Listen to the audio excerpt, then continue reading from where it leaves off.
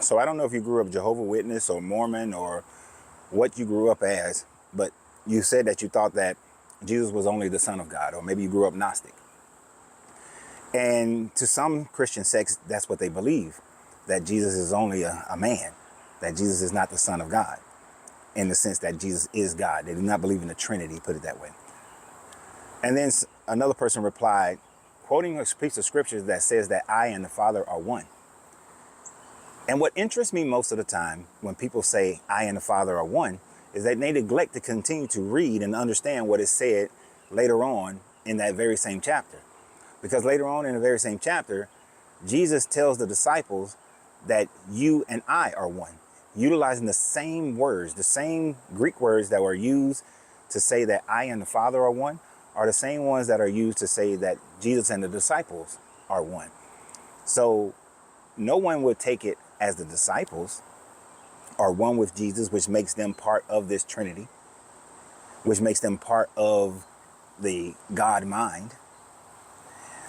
They take that part and saying that as long as we're in unity together, we are together, unified. Not a literal sense of oneness, but we are together in our oneness of mind and our oneness of character, our oneness of function. But then the exact same words are used in what my man here describes to mean that God, that the Father and Jesus are one, that they are the same being, that it is taken literally in this sense. And I understand you need that to be so that you don't practice idolatry. You need that to be so that you don't practice a polytheistic religion. And I get it.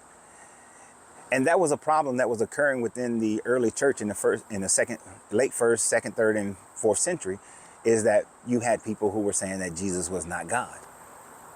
But when the Roman church, when the Orthodox, which becomes the Roman church, was supported by the Roman government, the doctrine of the Trinity was then cemented in the overwhelming majority of Christianity.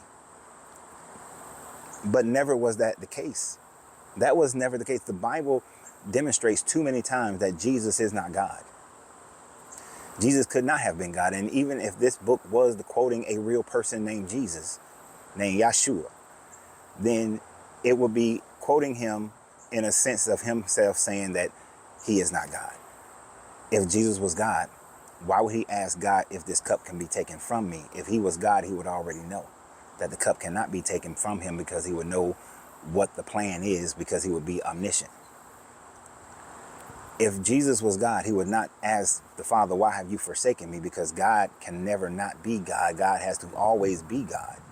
And therefore, at no time frame can Jesus and God be separate in their power, separate in their omniscience, separate in their being. They would always, forever be one and the same, knowing all things, being all things. So therefore, Jesus cannot be God if he's doing that. If he's saying, why have you forsaken me?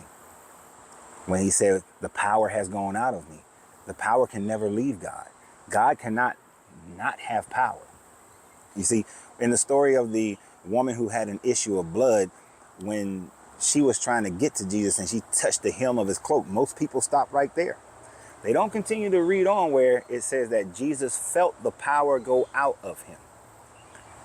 God cannot ever lose power, because if he lost power, he would cease to be all powerful and then therefore not God.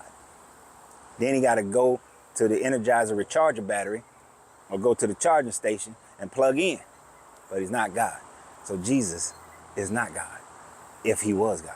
If Jesus even worshiped the God, Jesus himself admits that he is not one and the same as that God, that the Trinity is a creation in order for people to be able to worship Jesus and still worship God and feel as if they are only worshiping the one true God.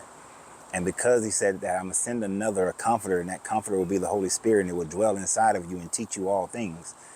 Now they had to make the Holy Spirit part of that by eliminating the original Trinities. And no matter what society you look at, because there are many, it didn't just start with the Cometics, but societies throughout the world, throughout history, have always had a Trinitarian type of mindset of the Father, the Mother, and the child. The Father, the Mother, and the child. When you look at it, it's always the Father, the Mother, and the child. Anu, Namu, and Enlil. It's always the father, the mother, and the child. When you look at the Brahmins, it's father, mother, child. When you look at the Kemetic, father, mother, child. Over and over and over again, father, mother, child. So Jesus is not God. So you're right, my guy up here. You need to keep reading, my guy down there. What do you guys think? Subscribe to the channel, and always remember, you have to free yourself to be yourself, because your greatness is non-negotiable. Good journey, good vibrations.